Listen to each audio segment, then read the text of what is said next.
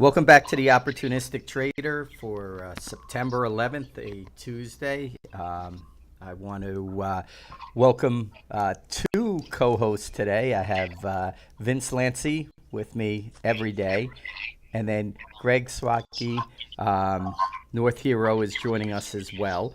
So I'm going to just quickly run through yesterday's action briefly. It was a quiet day across the board. It was a holiday, and the markets were basically snapped a 4-day losing streak on the equities, but not by very much. Crude was kind of flat, and I think it was a flattish day across the board. And we had one trade yesterday where we shorted crude and took about 50 cents out of it, so we were happy with our day. Overall, in a very, very slow environment. Looking at trading overnight, it's the same mantra that we've been touching on for about 2 months now, of emerging markets and Asian markets slipping and making lows. What's interesting last night is markets actually started out higher. The Nikkei was up almost 2%, and the Chinese markets, Hang Seng and the Shenzai, were both positive. But looking at the emerging market stocks in the U.S., they're actually pricing down about 1.5%. So there's probably at least 1% coming out of there tonight, unless those stocks firm up today. So that's the look over there.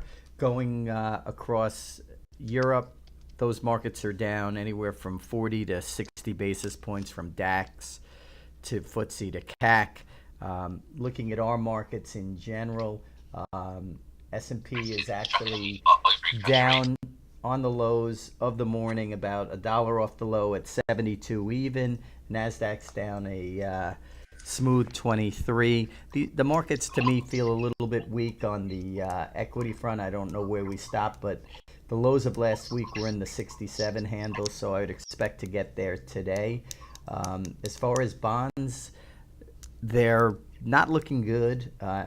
We have a meeting this week. The 10-year is at a 296 yield, heading back to that 3. We Vince and I have discussed, it's really a no trade here until it gets above 3, and it might accelerate. So we'll keep an eye on that. And crude is up 12 cents, and gold is about $1.10 lower. Today is not an expiration for options. The 70 straddle for 2 days is pricing in a hefty $17, which is about 1% or close to 1%. Higher than I've seen in a long time, so I'm expecting pretty good trading action today for sure. So we'll keep an eye on that, and I'll throw it to Greg to go over currencies, and then he can spin it back to Vince, and then we'll all chat. Good morning, guys. How are you? Good.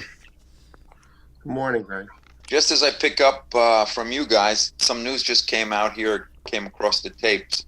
There's been a lot of optimism that they're going to get a deal regarding Brexit, and the Evening Standard just came out with an article, as Larry was speaking, that EU is warning Britain of too much optimism over red lines. So sterling's are almost 100 points off the highs. As you've known, the last week or two, we've had a lot of optimistic headlines regarding Brexit, and that they're going to come to a solution, and that things are looking very positive leading into an October or November summit. But there's a lot of headline trading regarding that. So that's something I just wanted to mention right off the bat. Risk looked really good last night, even though, as Larry mentioned, some of those Chinese exchanges, they initially traded higher and then came off. But at 4:50 in the a.m. New York time, there was a headline that turned risk everywhere. And the headline was, China is to ask the World Trade Organization for authorization to impose trade sanctions on the United States, citing non-compliance in a 2017 trade dispute. So issues with China and tariffs are still front and center, as well as cracks in emerging markets. So that's still what I'm looking at and what I've been trading off of. And the dollar, as we speak, is appreciating. Looking forward toward the end of the week, it's most of the data and things are coming out at the end of the week. In the U.S., on Thursday we have CPI, and that's going to be front and center after the non-farm payroll number, where the hourly earnings came in higher. And then Friday we have retail sales. Today also, Lighthizer is back from talking to his European counterparts regarding trade, and he's meeting Freeland regarding getting Canada to join the NAFTA. That's something that I'm definitely closely watching. As we've mentioned last week, we need Canada on board as well for it to pass U.S. Congress. And then regarding central bank meetings on Thursday, we have Bank of England and the ECB. I really don't expect much there. I'll listen to the conference from Draghi, but really they're on hold for the foreseeable future. So that's really it in a nutshell. We're really suspect to tape bombs from Trump and from EU and Brexit talks, and that's what we're really focused on. I continue to watch every night at around 9:30 New York time the Chinese open equities to see if we can get some kind of bounce, but we haven't gotten it. And for the bounce, I'm looking to trade Aussie and Kiwi from the long side, but we just do not have that bounce yet. So, I have a question. What would your thoughts be if and when they do this NAFTA deal? Putting Canada in the deal. Do you expect it to be a fade type of trade, or do you think that the trade is really important and may last a bit? I think it's going to last a bit, and I think it will be a win for Trump, and that might keep his really hard stance, because then he can basically say his hard stance with Canada and Mexico in the end worked. So that might even have him dig his heels in more with China and Europe. I think that's important to keep. He definitely all there. will be emboldened by any success in one front, leveraged on another front. I agree with that. Yeah, totally agree there. The question is, would it be good? Would he snatch defeat from victory, so to speak? Yeah, it's funny. I was actually on alone yesterday.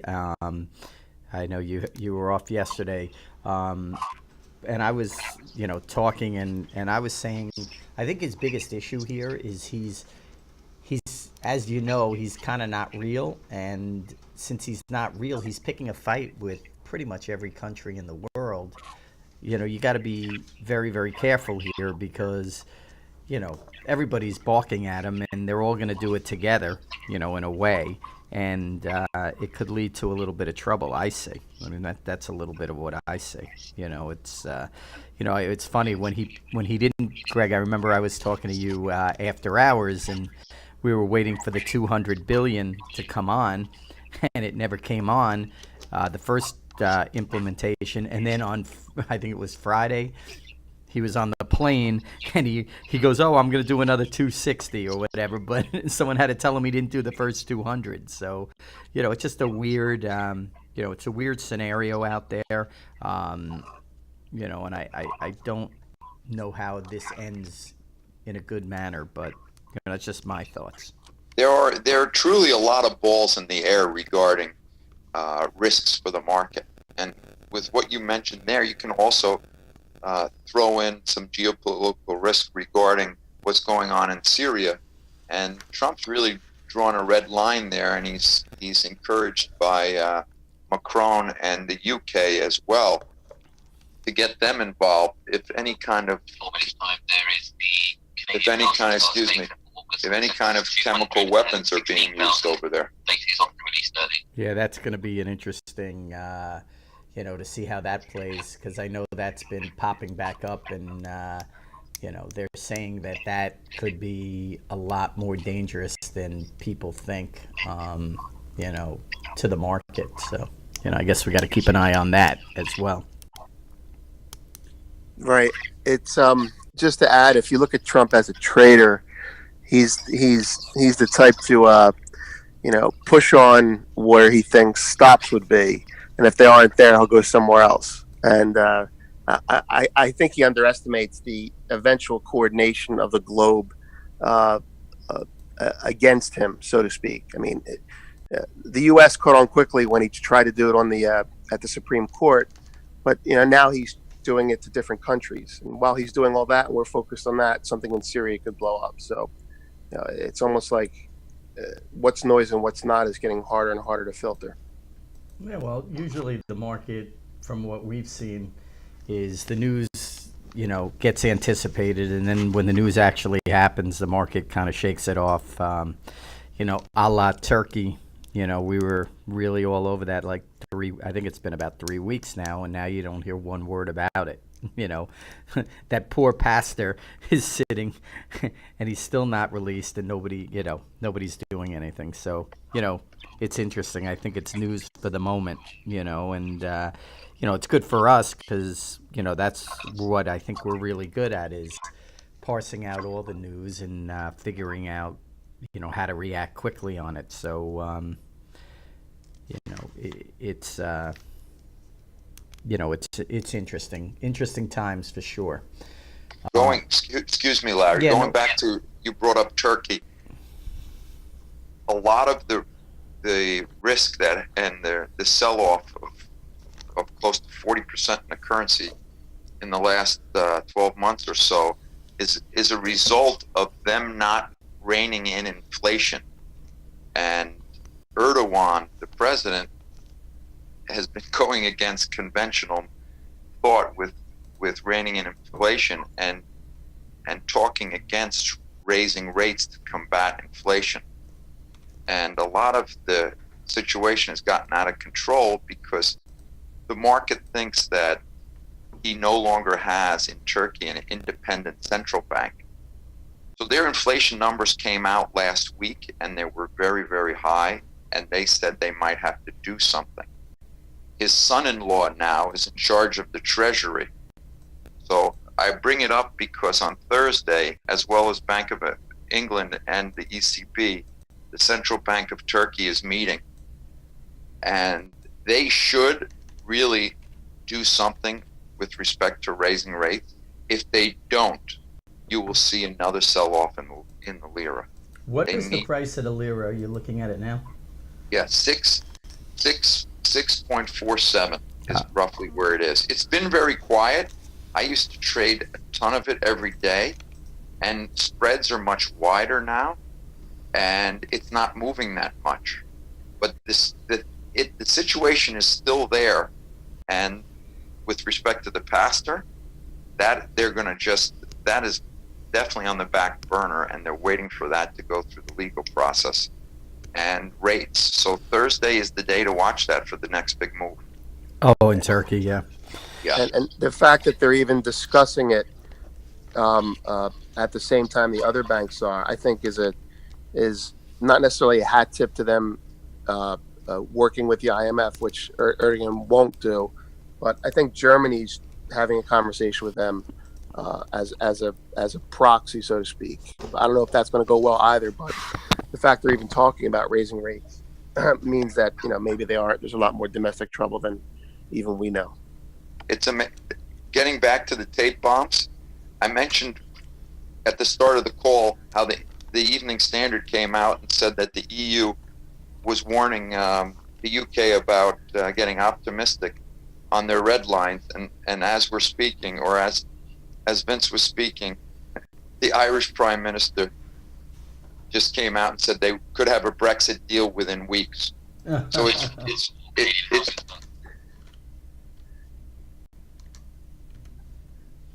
it's a real.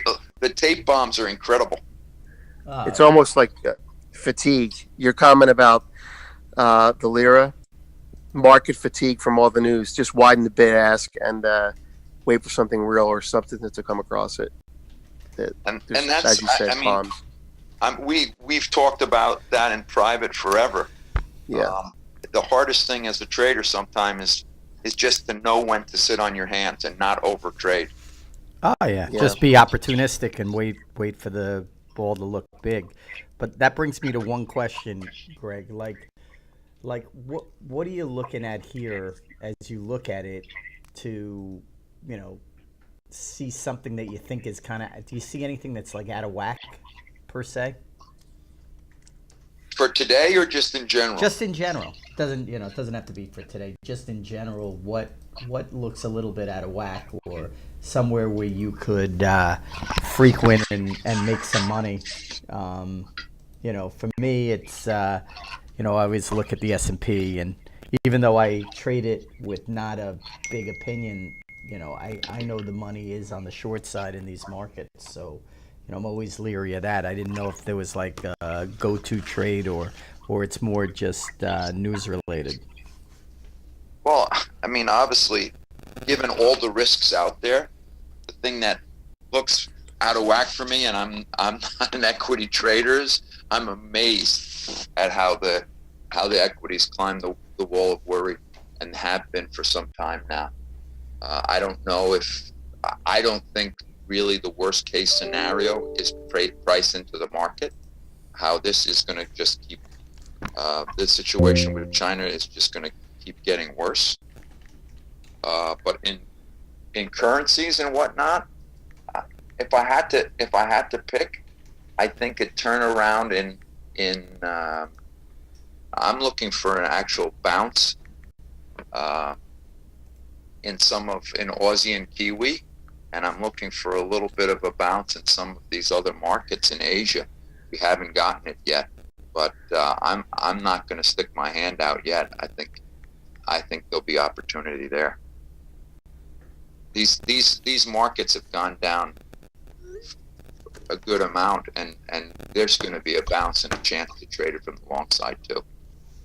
Yeah, it's funny. I always look at I don't really trade it much, but I look at the British pound a lot, and it always amazes me with my luck. The last time I was over in London, it was 2-1, and a hamburger costs like $70. I need to make a trip over there.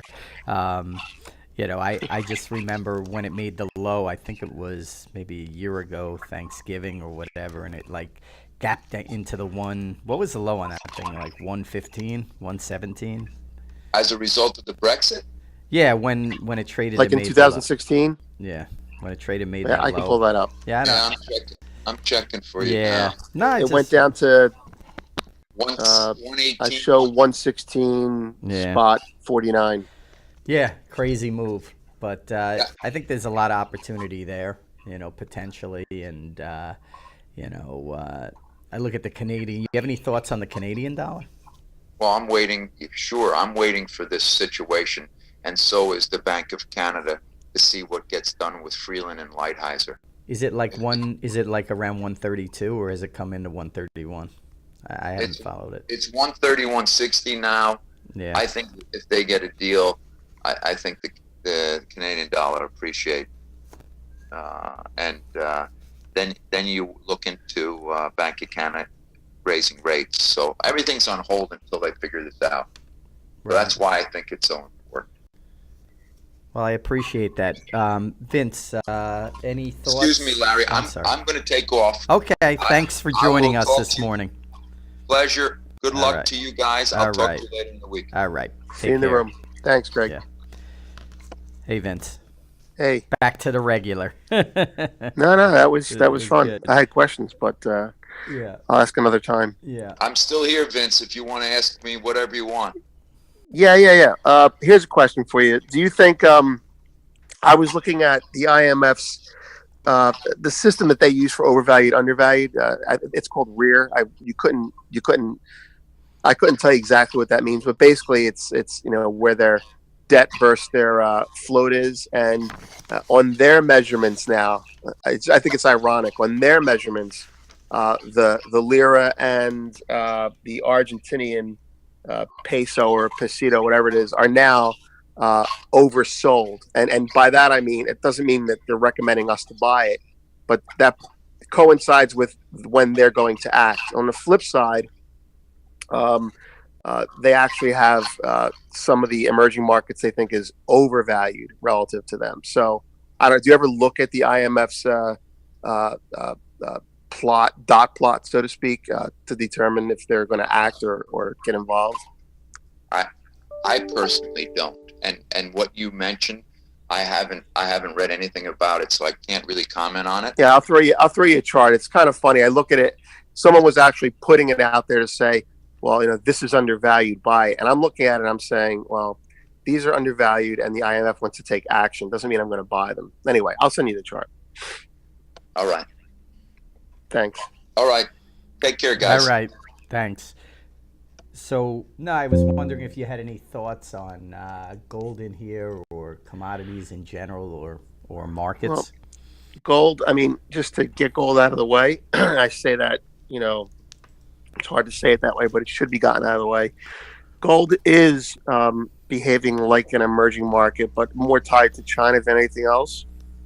If you're trading the market and you see an opportunity today, you should be, first of all, looking at the market as in a range between 1192 and 1202, which is, not that wide. We got an average daily range of about $7. I think you faded as it approaches 1207 now, and you would actually consider shorting it below 1196. Conversely, that could be a buy level. I think we're range bound, and you don't have to worry about any of the metals doing anything exciting. I had a level that was a breakdown lower, and it came in at 1193. And since we moved sideways for so long, that level is now in the 1189 area. So we're just in the lower end of a trading range of a bear market. I wouldn't get excited until it gets above 1207 if you're bullish, and I wouldn't look for momentum below 1189 now if you're bearish. The PGMs and silver, or I should say platinum, palladium, and silver were actually a little bit stronger than gold yesterday, which was surprising. But I guess you could call that a dead cat bounce. And there's a reason that people differentiate between them is because those metals are industrial. And if you look at things like copper versus gold, you get the extreme. And those metals will continue to suffer as long as there are protracted trade disagreements with China. And as Greg alluded to, and then you alluded to, they have Trump has 200 in his pocket. There's 260 billion more that he's going to ask for. China is raising issues with the WTO, and this gets worse before it gets better. And I think we wrote an article about that on the Opportunistic Trader over a week ago, and it has been picked up by other people now writing that the trade issue is not going to go away. The only commodity that I guess thankfully is not entirely destroyed or oppressed by global emerging market problems is oil, and that's the market that behaves like a market as opposed to a proxy for other currencies. That's something I think, especially based on the day you had yesterday, trading oil might be something worth looking at to see if you have any follow through on the field. That would be my question to you. I would like to lean short oil. I don't have a position on, but I think the market probably will go into the 66 handle and test those lows. Again, I think it's very market related, even though it trades a little bit away from the market. But my bias would be to short it. We're sitting tight at this moment, but overall, would be to short it. What I wanted to ask you, because we had Adam Collins on from Movement Capital, and he's the guy, one of our experts that looks at a bunch of different data, but commitment of trader data. Yes. And he said yesterday that he saw the biggest open interest in spec shorts or hedge fund shorts in silver, and he said that turned from, for years of being a long position to now being the biggest short position. So I know that market's getting annihilated. So I was wondering if you had any thoughts on that market. Yeah, And I have a lot of history in silver, and I don't speak about it much, but I actually feel more comfortable talking about silver than gold. Um, uh, Lesser of evils. I think there's two things. There's a couple things to pay attention to. Number one, yes, the shorts in silver on the spec side, that means large funds are they're net short now, and that's significant. That's by no means a catalyst to buy silver, but it certainly is a comment that funds run out of money to invest before banks do, and at some point they start to cover when there's a catalyst. The interesting thing, the caveat there is that they have been short for a while now, or decreasing in their longs leading up to short for a while now, and they have not been stopped out. So that first chapter to me says, hey, the funds are right once in a while. The second thing that really I'm focusing on now on the commitment of traders on the metals is not so much that the funds are short. It's so much now that you have commercials that are at all-time lows in shorts or are actually long. So in platinum, which is not what we're talking about, but in platinum, the commercials are now long. In silver, the commercials are now basically flat. And that's significant, especially if you're looking at silver, particular to silver. It's no secret in the market that JP Morgan owns a lot of physical silver. Now, that's not a comment on their directional opinion. They've inherited that a lot of that from when Bear went under.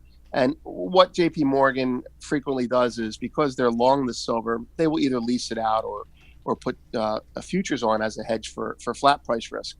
And JP Morgan, to my knowledge, from parsing the data the way I do, JP Morgan is pretty much unhedged now. And by that, I mean, you may see the commercials still be a little bit short, but JP Morgan's pretty much flat on the future side, and that puts them as long. So what I'm scratching my head, sorry about that. What I'm scratching my head about, and you're there, you still there? Yeah, you're going in and out. Okay, good. I just wanted to turn my ringer off. What I'm scratching my head about is having, you now have the commercials, at all-time lows in their short positions. Some are actually long for a month now, and the markets are still going lower. So either we have a really, really, really monster move coming, of which I don't know what the catalyst is. The obvious catalyst being maybe a China rebound or end of a trade war, or something that I haven't seen. I keep saying things like the next $10 in gold could be lower, but the next 100 could be higher. The next 50 cents in silver could be lower, but the next $3 could be higher. And I think people should pay attention to the fact that commitment to traders, you look at it based on historical perspective and you say it's insane to be short now when the quote smart money is long. But I have seen the smart money be wrong longer than you can remain solvent. If you look at a silver chart, just to not stay on it too long, there was a lot of physical buying in the 1530 area. That's just a fact. I know that. And now we're, a dollar through it. And these people have much deeper pockets and more patience than we do. So I don't see where the catalyst is going to come from for the markets to rally. That said, it's probably going to come from China. But yeah, I mean, it's the most lopsided it has ever been since recording the current data of 2006. I would say if the bid ask weren't so wide, I would say options is the best play here. But the only thing I would add a value is if you think gold's going up now, silver will probably lead the way. That's how I look at it. I hope that helps. Yeah, I don't know. It's at a very low level. Not sure really what it's going to do. The markets are, let's get off of gold and silver because Sure. they don't move very much. Right. Although gold is trending back down. It's about $25 off that Yeah, it's off not. of It's the not good for swing trading, though. It's painful. opportunistic trader low that night. Yes. Listen, I mean, for anyone that's a trader or anyone involved, I mean, Crude You is, got to trade what moves. yeah, Crude is a much better trader. I mean, I don't understand it, Crude, right now. I think it doesn't make any sense. It's, keeps going to the low, our market gets hit and it goes up, Then there are days where Crude follows the S&P. So, it's an interesting trade right now out there, and you have to kind of be nimble. Copper has been at the same place for a long time now, at the 262 area. It's interesting. Oil, it's funny when you watch oil trade. I don't know if you watch it all day, but it's like the thing is on like computer roller skates. It's like, No, I do. It's great. It's deep, like, and it moves. And but it's just it has on its roller own skates. fundamentals. When they're buying, it's like it just spins, and if they're selling the same thing, it's an amazing thing. It's the most computerized trade out there that I see. So that being said, there's good trading. We're gonna put an order in now to sell Crude at 67.77. So we'll put that in the chat that we're gonna offer it out at 67.77. Right. And we'll just wait to see if it gets there for our first trade of the day. And other than that, I don't see much. I expect the S&P to trade lower through the day today. Again, that could turn on a dime, so you have to be careful. But the market, around the world seem heavy, and these emerging markets at some point have to hit the stock market. I'm surprised in general that Crude trades. Obviously it's off the high by about $3, but it trades so firmly, especially with these emerging markets. Exactly. Getting in light of crushed. everything that's gone on, every industrial commodity, because that's what crude is. It's an industrial commodity. Almost every industrial commodity has had lifetime moves from highs to lows, and oil just doesn't care. It's its own market. Yeah, no, it's interesting for sure. But it's a great trading market, and we frequent in that market all the time. So we'll be there, as we are pretty much every day. So that'll be our first position, and other than that, I mean, the straddles are really, really bid today. Really bid. You're talking about $18. This straddle usually with a day to go is, I don't know. Well, you're talking about the S&P straddle, 18 handles? 18 bones, yeah. Wow. Yeah. Okay. Yeah, so it's, it's pretty interesting, and, that's really it. That's what I see. S&Ps are about $1.50 off the low of the day. We expect it to trade lower. If it gets into the middle 65 handle, we could get some acceleration to the downside. So we'll keep an eye on that. Currencies are kind of, dollar's a tad bit stronger.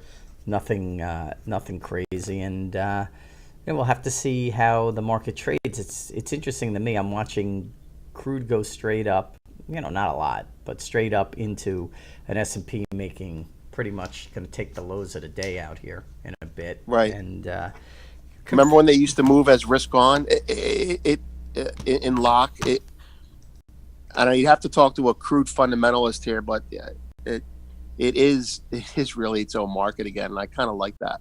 I do watch Crude, and I have traded Crude, for 20 years, but mostly on the option side. But when you say that, let me ask you a decoupled from stocks question. again. When you say on the option side, you had to use futures against the options. How did you hedge? Well, I was a market maker. I was a vol arbitrager, and you never went to the like futures? you did in the crowd. So yeah, I hedged futures, but my futures were the only time I ever spec'd on futures is when Fibro came in doing trades. Then I would under or over hedge. If Fibro bought 1,000 call spreads from me back in the day, which actually wasn't too long when you think about it. If Fibro bought 1,000 call spreads from me and they had a 20 delta, I would hedge them with a 30 delta. That's the only way I played direction then. But you had to have a feel for the spreads. How's that? I did not have a feel for the flat price, but the spreads told a lot. And people who understand that the spread market as a result of playing options really have to respect that. You would see things like the cost of carry is 30 cents. The contango shouldn't be lower than 30 cents. And everybody who said that, the contango then will go to $1. And you say, well, why is that? Well, it's, because funds are rolling, that type of stuff. But yeah, I'm very familiar with oil. I've traded it a lot. It's just not lately. How about this? It just flashed into my head. I remember when oil wasn't even $10 a barrel, and they didn't think it was going to ever go to 20. Literally. I mean, I remember it like it was yesterday. That had to be in the early to mid 90s. Yeah, that was actually that's actually a very good short story. Everyone was cheating at OPEC, and the Saudi Arabians said, "You want to cheat? Okay, we're going to show you how to cheat." And they just hit a button, and oil went down to $11. Yeah. And what that did was it put everyone else at OPEC almost out of business, because the low cost producer was Saudi or Aramco or whatever the predecessor to Aramco was. And that was the end of it. They stopped cheating for years after that. But yeah, I remember that. That was interesting. I remember, we never thought it would get above 20, and then when it went to 100 and what was the high? Maybe 120, 40? I can't remember. Some crazy. I don't know, but there was definitely an overnight spike above the normal high. Yeah. So, people didn't think oil would ever get below 100, and then it went back down to $27 a barrel in the front month. So it's a great trading market. It goes both ways. It's just awesome, and it's funny. A lot of really great S&P traders have moved to oil over S&P because it's just a better trade, a better mover. The S&P doesn't move like that. And if you're well capitalized, it's actually better to trade that than, say, the ES, because you're incurring less commissions to make the same money, depending on your size. Yeah. Any other thoughts that you want to add? Yeah. Not thoughts, but questions. Sure. Yesterday, I think, was kind of an inverted day for the FAANG stocks. I want to know if you're watching that. Well, yesterday I watched it carefully. All the FANGs were up in the morning. They all reversed. Right. And it was funny, in the chat, I had asked a question in the room. They were all up. I said, which one do you think will go negative I think first? Apple was down, right? That was the only Apple one. was up. And then one of our members said Apple. And then I said, well, which one is going to go next? And I said Facebook, and then that one went, and then they all went. And then, it was a mixed bag. This morning, they were all lower. Amazon lower by 5, Google lower by 5, Netflix at 345. Facebook looks like it held the 160 area. It's 164 almost. So that's firm. And then Apple just turned positive. I mean, I don't understand. I actually went.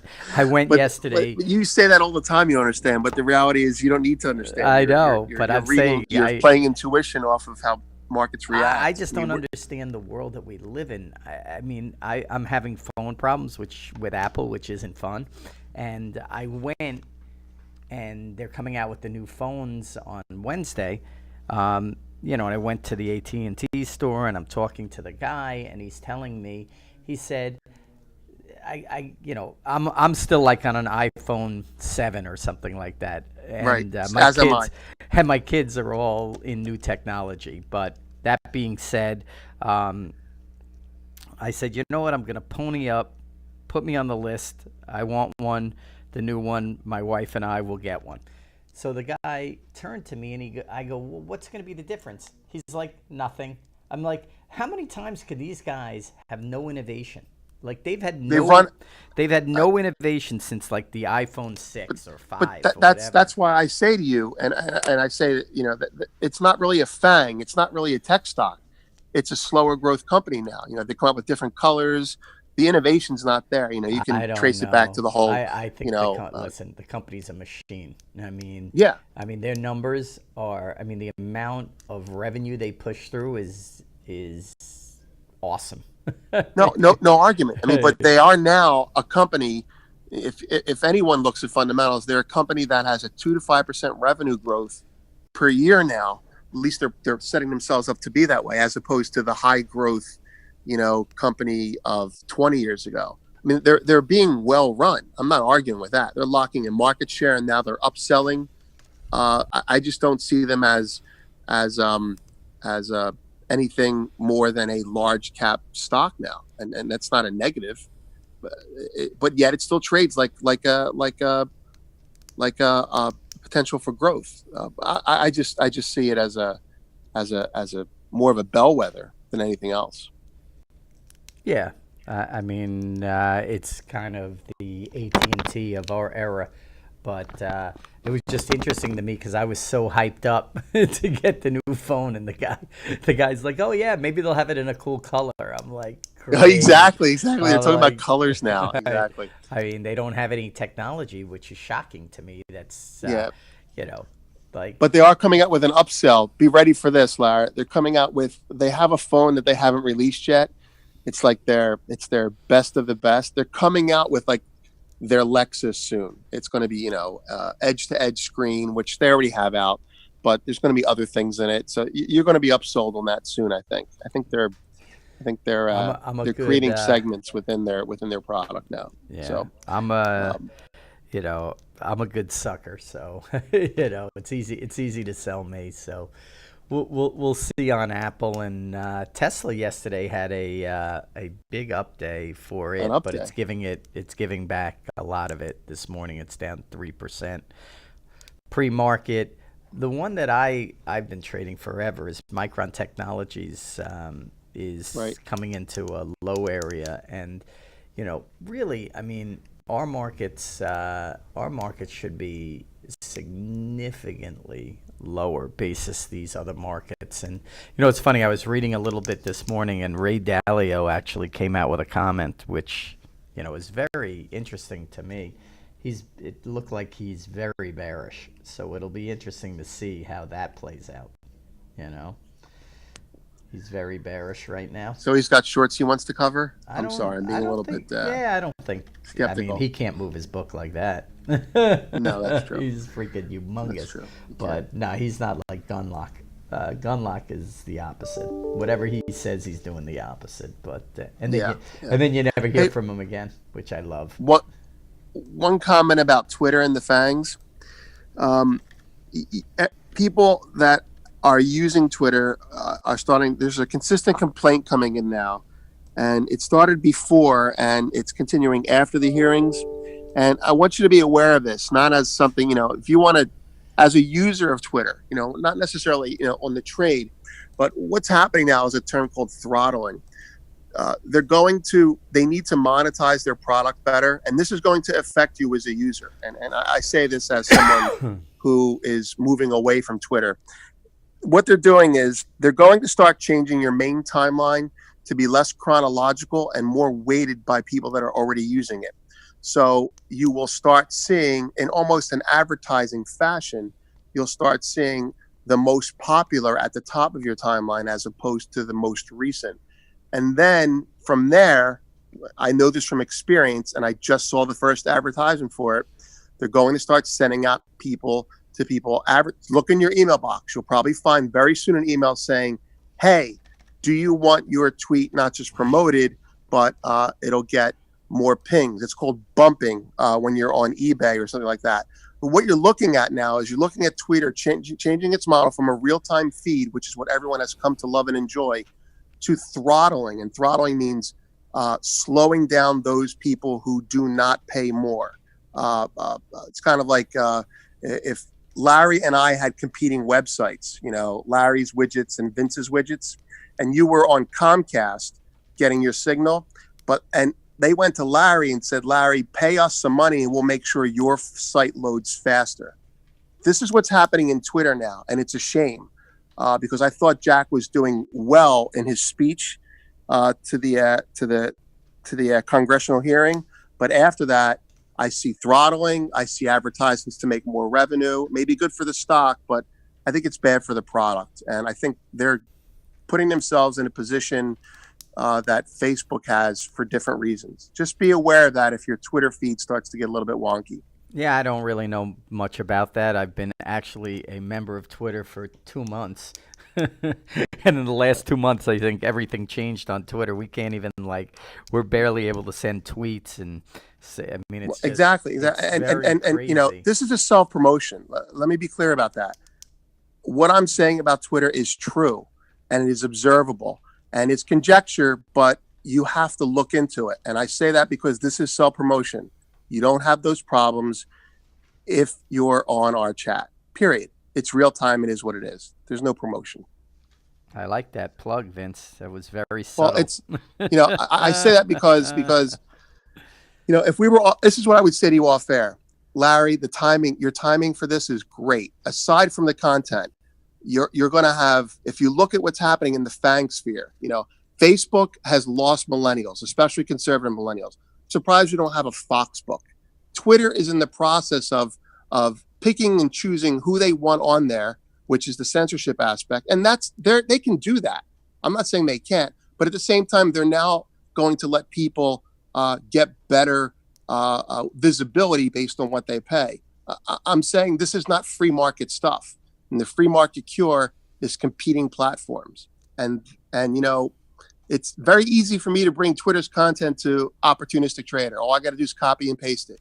You can't copy and paste our stuff and put it out there. I'm saying this is the place to be. This is the model for the future. That's what I'm saying. Yeah, I think so. I just wanted to, I turned into the TV, and I'd be amiss not to mention, I don't really want to get into it, but, 9/11 and the victims of 9/11, and, basically they have, a couple of moments of silence, and, we're going to observe that. And, obviously most people in the trading community, that was trading back then, probably lost people that they did business with or were friends with. So, it's a day that's, means a lot to me. And, I always think about the people, that I lost. So, I just wanted to, cover that quickly. And, obviously being in the financial community as you are, it's a tough day in general. So I just wanted to put that out there, and sorry to change up the mood, but I turned to the TV, and, it would be not right just to mention that. So, I feel sorry, and, I always think about it. So that's my thought on that. And, let's wrap it up. Any other thoughts or? A positive, I think a lighter positive thought on the anniversary. When we were on the floor, it was very frustrating for us because we didn't know how we could help or do something after the fact. And but by the time like a month had gone by, we all felt as one. I mean, I don't want to get into it except to say that it was our job to keep markets open, and we actually did that. And at the same time, every day for minutes, we were just, you got to move forward, and that's what we did. And it was great to be part of something bigger than our own, desire to make money. After that, this is a positive statement. I'm just trying to say that memories were honored and jobs were done. And yeah, no, it was just a sad day, but obviously it's 17 years now. It's crazy. Yeah. I remember the first bombing. I think it was 93. I was there for that, and I was in that building too. Yeah. I mean, it's just crazy. But anyway, I want to end on a lighter note, a trading note. We've parsed through all the markets, but it would be not right to just realize what today is, and just keep it, pretty much in the back of your mind, and just hope everybody stays lucky, and we stay away from that. But anyway, back to the markets. The S&P is basically on the low of the morning, and I think that's the trade today that I'll be looking at if we get into the middle 60s to short that, and oil is not making very much sense. I want to be short that. I have an order in. It's about 10 cents from the market.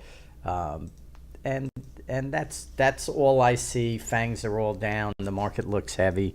So we'll see what happens. And basically, I appreciate you joining me every morning. And I just want to run through the schedule. At 10 o'clock, we have Tony Greer from TG Macro covering the equity markets.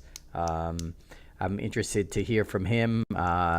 He's been very rah-rah on the cannabis sector and short Nike, which is what do they say? Don't bet against Nike, Right. That trade, I don't know if it's working or he got stopped out, but Nike is probably the most amazing company out there.